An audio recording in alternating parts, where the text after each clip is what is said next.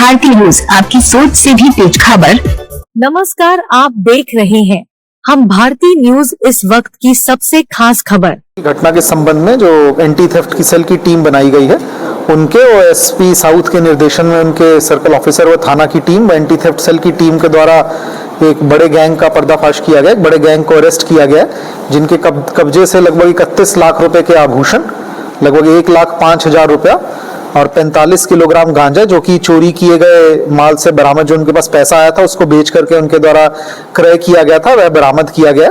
इसमें 5 व्यक्तियों के एक गिरोह का पर्दाफाश किया गया। गिरोह के बारे में हमको जानकारी मिली है, जिसपे काम करते हुए 2 व्यक्तियों को, सुजीत पासवान और विशाल यादव को गिरफ्तार किया गया है। जो इनके अन्य साथी हैं, उनकी गिरफ्तारी हेतु टीम लगाई गई है और इनके पास से ये हमारी बरामदगी हुई है। इसमें हमारे बेलीपार थाना क्षेत्र बेलीपार में घटना मुकदमा अपराध संख्या दर्ज हुआ था नकबजनी के संबंध में, जिसमें एक व्यक्ति जो कि इलाज के लिए हॉस्पिटल गया था, पीछे से उसके घर में चोरी कर ली गई थी। तो उस केस का अनावरण हुआ है। उस केस में जो भी आभूषण गए थे, उनमें से कुछ आभूषण, उस केस के जो पैसे गए थे, पैसे और काफी आभूषण जो इनके द्वारा गला दिए गए थे, उसकी भी जानकारी मिली है। उस संबंध में भी कार्य हुआ है। ये टीम के द्वारा सराहनीय कार्य किया गया है और भारी मात्रा में जो इनके पास से कीमती आभूषण बरामद हुए हैं, उनके संबंध में अग्रिम हमारी बैकवर्ड फॉरवर्ड लिंकेजेस की कार्रवाई भी चल रही है।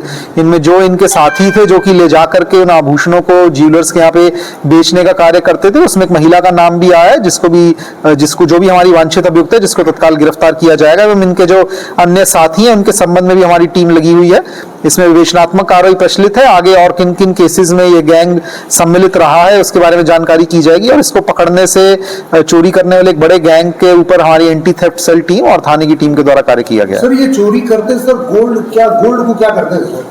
गोल्ड को इनके द्वारा बेचा जाता था। गोल्ड में 2 तरीके की हमारे पास बरामदगी इनके थ्रू हुई है। एक तो जो गोल्ड के आभूषण ये लोग लेते थे, आभूषण, उसके अलावा उस गोल्ड को गला करके फिर आगे उसको बेचा जाता था, उसका आकार चेंज करके, जिससे कि वह पहचान में ना आए। सर, तो गोल्ड को क्या गिरवी भी रखते थे?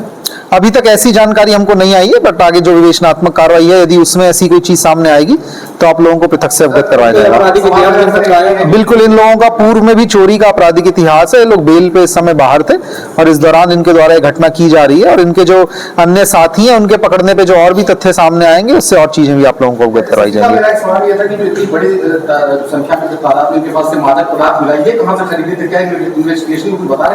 बिल्कुल, इस संबंध में जो इन्होंने चोरी की थी, इनके द्वारा कबूला गया है और बताया गया है कि उसी के पैसे से इनके द्वारा जो कुछ आभूषण बेचे गए थे, उनसे जो इनको पैसा मिला था, उससे इनके द्वारा मादक पदार्थ खरीदा गया था और इसमें इनको लग रहा था कि ज्यादा प्रॉफिट होगा, तो ये मादक पदार्थ को बेचने के कार्य में भी संलिप्त, पूर्व में भी इनकी संलिप्तता हो सकती है, जिसकी जांच चल रही है।